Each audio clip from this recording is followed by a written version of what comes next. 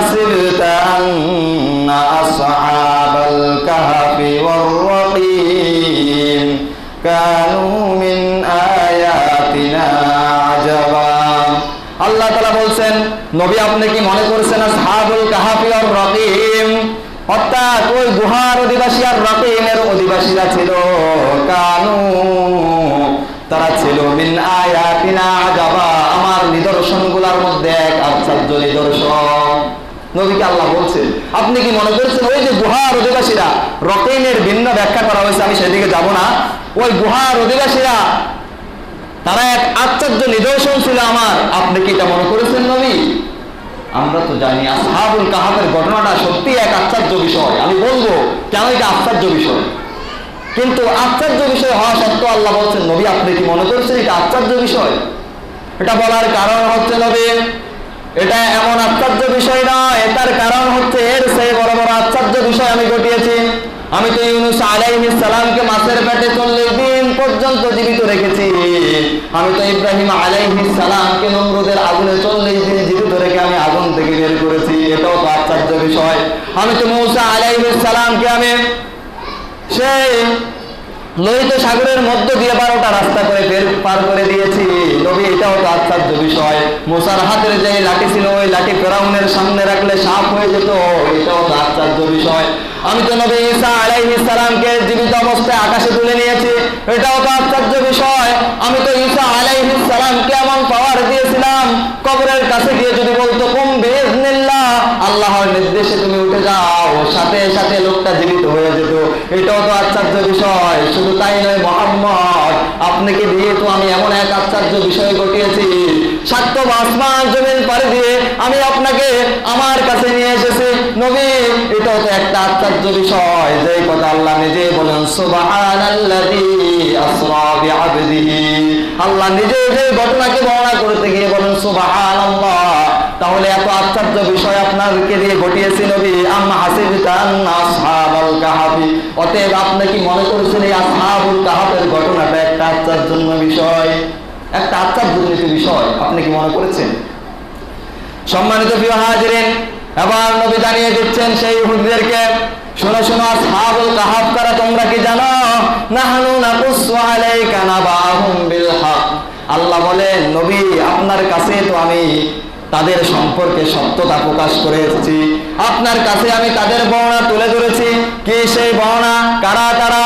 ইন্নাহুম ফিতিয়াতুন আমানু বিরাব্বিহিম ওয়াজিদনাহুম হুদা, নবী গো তারা ছিল কয়েকজন যুবক, তারা কয়েকজন যুবক ছিল, তাফসীরের মধ্যে এসেছে তারা 7 জন যুবক ছিল, কোন বর্ণায় 9 জন, তবে 7 জনের বেশি প্রসিদ্ধ।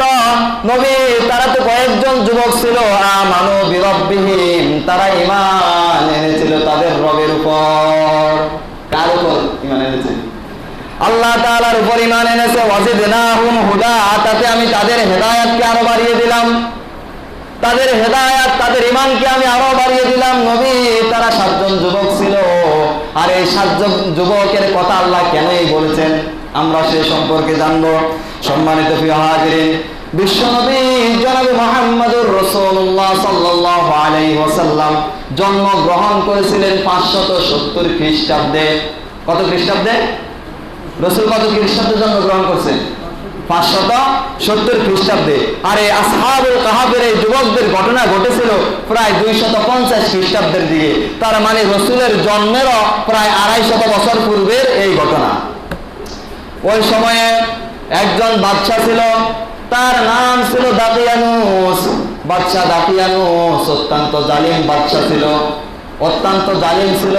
তিনি ছিল মূর্তি পূজারী, তিনি ছিল মুশরিক, তিনি ঋগ দেবের পূজা করতেন, আর তার জনপদের সমস্ত মানুষকে ওই ঋগ দেবের পূজা করতে বাধ্য করতেন।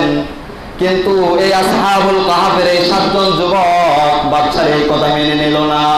তারা ঈসা আলাইহিস সালামের ধর্মের অনুসারী ছিল, এক আল্লাহ তাআলার উপর তারা ঈমান এনেছিল, যে কথা আল্লাহ নিজেই বলছেন আমানু বিরাব্বিহিম, তারা তাদের রবের উপর ঈমান এনেছে। অতঃপর এই 7 জন যুবকের কথা বাদশার কানে চলে গেল। সমস্ত রাজ্যের মানুষগুলা আমার কথা মতো চলে, তারা মূর্তি পূজা করে,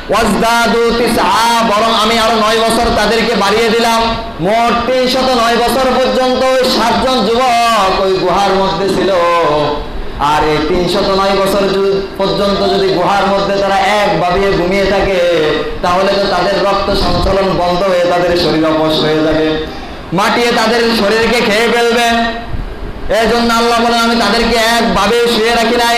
আল্লাহ তাআলা বলেন আমি তাদেরকে এফাস ওফাস করিয়েছি।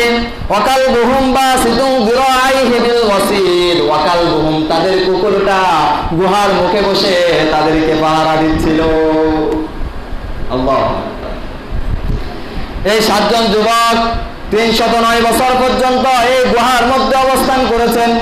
আল্লাহ তাআলা বলেন এই 309 বছরের গুহার মধ্যে ঘুমিয়েছেন। ফাদরাবনা আলা আযানিহিম ফিল কাহফি সিনিনা আদাদা, আল্লাহ বলেন আমি তাদের কানকে বন্ধ করে দিয়েছি। আযানিহিম, তাদের কানগুলোকে বন্ধ করে দিয়েছি। ফিল কাহফি, সেই গুহার মধ্যে যারা ছিল। সিনিনা আদাদা, অনেক বছরের জন্য আমি তাদের কানগুলোকে বন্ধ করে দিয়েছি। আরে ঘুম যাইলে তো মানুষ চোখ বন্ধ থাকে, কিন্তু আল্লাহ বলছেন আমি তাদের কানে পর্দা ফেলে দিয়েছি, কান বন্ধ করে দিয়েছি। এই কথা বলার কারণ কি? আল্লাহ তো বলতে পারতেন তারা ঘুমিয়েছে, তাদের চোখ বন্ধ করে দিয়েছি। আল্লাহ বলতেছেন আমি তাদের কান বন্ধ করে দিয়েছি। এটা কেমন কথা?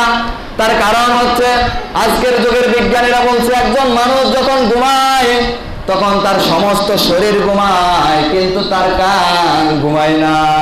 এই জন্য যখন কানের মধ্যে একটা আওয়াজ আসে সাথে সাথে লোকটা সজাগ হয়ে যায়। আজকের যুগের বিজ্ঞানীরা এটা বলছে সমস্ত শরীরের অঙ্গ প্রত্যঙ্গ গুলা ঘুমায়, কিন্তু কান সজাগ থাকে। অথচ আজ থেকে 1450 বছর পূর্বে যে যুগে কোনো বিজ্ঞান ছিল না, উম্মি নবী, যেই নবী লেখাপড়া জানতেন না, সেই নবীর উপর আল্লাহ এমন বিজ্ঞানময় আয়াত নাজিল করে বলেন ফাদরাবনা আলা আযানি, আমি তাদের কানগুলোকে বন্ধ করে দিয়েছি। কারণ তারা তো 309 বছর পর্যন্ত ঘুমাবে, যদি তাদের কানের মধ্যে কোনো শব্দ যায় তাহলে তো তাদের ঘুম ভেঙে যাবে। আল্লাহু আকবার। এই জন্য আল্লাহ বলেন ইয়াসিন ওয়াল কুরআনিল হাকিম, এক বিজ্ঞানময় কোরআনের শপথ। চিন্তা করছেন আজকের বিজ্ঞান যা বলছে, কোরআন আজ থেকে 1450 বছর পূর্বে এটা আমলে গিয়েছে। সম্মানিত প্রিয় হাজিরিন, এই গুহার মধ্যে তারা অবস্থান করেছিল 309 বছর। 309 বছর পর্যন্ত এই গুহার মধ্যে যখন তারা ছিল, আল্লাহ তাআলা বলেন সুম্মা বাআসনাহুম, অতঃপর আমি তাদেরকে জাগালাম, জাগ্রত করলাম। জাগ্রত করার পর তারা একে অপরকে আবার জিজ্ঞাসা করছে আমরা কতক্ষণ ঘুমিয়েছি, কতক্ষণ ঘুমিয়েছি। তাদের একজন বলে একদিন হবে না, একদিনও বলা হবে না, আরেকটু কম হবে। কোরআনের কথা, এইভাবে আল্লাহ বলছে আরো কম হবে। অতঃপর তারা সিদ্ধান্ত নিতে পারলো না, না কতক্ষণ ঘুমিয়েছি। এক পর্যায়ে তারা বললো আল্লাহই ভালো জানেন আমরা কতক্ষণ ঘুমিয়েছে। কিন্তু তারা তো 309 বছর ওই গুহার মধ্যে ঘুমিয়েছে। ঘুম থেকে উঠলে মানুষের তো এমনি একটু খিদা লাগে, তাদেরও খিদা লেগেছিল। তারা আবার বলা বলি করতে শুরু করলো দেখো দেখো আমাদের তো খুব ক্ষুধা পেয়েছে, এই যে দিরহাম গুলা নিয়ে আমাদের মধ্য থেকে একজন বাজারে গিয়ে কিছু খাওয়ার নিয়ে আসো, কিছু খাওয়ার নিয়ে আসো। তবে সাবধান, ওই বাদশার লোকেরা যেন না জানে, কারণ তারা যদি জানে তাহলে আমাদেরকে পাথর মেরে হত্যা করবে। কোরআনে আল্লাহ বলছেন পাথরের কথা, তারা পাথর মেরে হত্যা করবে এবং আমাদেরকে বন্দী করবে। আমাদের যে উদ্দেশ্যে আমরা বের হয়েছি দিন কায়েমের জন্য, আমাদের এই কাজ সফল হতে তারা দেবে না। এভাবে সাবধান করে একটা লোককে পাঠালেন বাজারে। ওই লোকটা বাজারে গেল, যাওয়ার পর আবার খাবার কিনতেছে। খাবার কেনার পর ওই দোকানদারকে সে যখন দিরহাম গুলো বের করে দিল, দোকানদার বলতেছে আর এগুলা কোন যুগের টাকা পয়সা তুমি আমাকে দিতেছ, এগুলা তো চলে না, কই থেকে এনেছো তুমি এগুলা? আসহাবে কাহফের সেই যুবক বলে আরে গতকালকে তো আমি এই টাকা দিয়ে সদাই করেছি, আজকে তুমি বলতেছ যে আমি কোথায় থেকে এনেছি? এই টাকা চলে না, একদিনের ব্যবধানে টাকা চলে না, কে বলেছে তোমাকে? এখন দোকানদার তো খুব পেরেশান, কি বলে এগুলা, এটা তো দেখি বহু যুগ আগের টাকা। এখন ওই দোকানদার বলতেছে না হয় তুমি মনে হয় যেন কোনো গুপ্তধন পেয়েছ, ওই যুবক বলছে না, আমরা গুপ্তধন পাই নাই। এবার ওই দোকানিও তাকে ছাড়তেছে না, ওই ব্যবসায়ী শেষ পর্যন্ত তাকে বাদশার কাছে নিয়ে গিয়েছে। কিন্তু 309 বছর পরে আগের সেই জালেম বাদশা কি আছে নাকি? তার 6 প্রজন্ম শেষ হয়ে গেছে। এখন যে বাদশা আছে উনি ছিলেন একজন মুসলিম বাদশা, একজন মুসলিম বাদশা তিনি ছিলেন, এবং ওই সময়ের লোকগুলা সবাই মুসলমান ছিল। বাদশার কাছে নিয়ে গিয়েছেন, বাদশাকে ওই যুবকটা সব বলছে। বলার পরে বাদশা তার সত্যতা যাচাই করার জন্য আসহাবে কাহাফের সেই গুহার দিকে রওনা দিয়েছে। এই গুহাটা হচ্ছে, কেউ কেউ বলেছেন তুরস্কের একটা জায়গা আছে, নামটা ভুলে গেলাম, ওইখানে এই গুহাটা এখনো আছে, সেখানে একটা মসজিদও আছে। সম্মানিত প্রিয় হাজিরিন, বাদশাকে নিয়ে যাওয়া হলো, সব লোকেরা সেখানে জড়ো হয়ে গেলেন। তারা দেখতে পেলেন আসলে তাদের সাথে কয়েকজন যুবক এখন ওই গুহার মধ্যে আছে। কুকুরটা গুহার সামনে বসে আছে। অতঃপর ওই যুবকটা যখন গুহার মধ্যে প্রবেশ করলেন, সাথে সাথে গুহার দরজা বন্ধ হয়ে গেল। গুহার দরজাটা বন্ধ হয়ে গেল। এবার আল্লাহ তাআলা কোরআনুল কারীমের আয়াত নাজিল করে বলেন, নবী, ওয়াকাযালিকা আতারনা আলাইহিম লায়ালামু আন্না ওয়া'দাল্লাহিল হক। আল্লাহ তাআলা বলতেছেন, আমি তাদের সম্পর্কে ওদেরকে জানিয়ে দিয়েছি। কাদের সম্পর্কে? ওই গুহার লোকদের সম্পর্কে আমি তাদেরকে লিয়ালামু, আমি তাদেরকে জানিয়ে দিয়েছি। কারণ আন্না ওয়া'দাল্লাহিল হক, আমার ওয়াদা সত্য, আমি আল্লাহর ওয়াদা যে সত্য, আমি তাদেরকে জানিয়ে দিয়েছি। কি সেই ওয়াদা সত্য? তার কারণ ছিল সেই যুগের লোকগুলা মুসলমান ছিল ঠিকই, কিন্তু মৃত্যুর পরে যে আল্লাহ আবার জীবিত করবেন এটা তাদের বিশ্বাস হচ্ছিল না। ওই জনপদের লোকগুলা তখন তো মুসলমান ছিল, 309 বছর পরের প্রজন্মগুলা মুসলমান ছিল, বাচ্চাও মুসলমান ছিল, কিন্তু তাদের মধ্যে একটু দ্বিধাদ্বন্দ্ব ছিল। কিয়ামত হবে, আবার মরতে হবে, মরার পরে আবার জীবিত করবেন আল্লাহ, একটু সন্দেহ ছিল। এবার আল্লাহ বলেন, আন্না ওয়া'দাল্লাহিল হক, আমার ওয়াদা সত্য, কারণ আমি তো ওদেরকে দিয়ে দেখিয়ে দিয়েছি। ওয়া আন্নাস সাআতা লা রাইবা ফিহি, আল্লাহ বলেন কিয়ামত যে সত্য, লা রাইবা ফিহি, তাতে কোনো সন্দেহ নাই। আমি তাদেরকে দেখিয়ে দিয়েছি যে আমি আল্লাহ তাআলা 309 বছর পরেও যদি এই মানুষগুলাকে জীবিত রেখে তোমাদের মাঝে আবার আমি আল্লাহ 309 বছর পরে ফিরিয়ে দিতে পারি। অতএব আমি আল্লাহ এই মৃত্যুর পরে কিয়ামতের ময়দানে তোমাদেরকে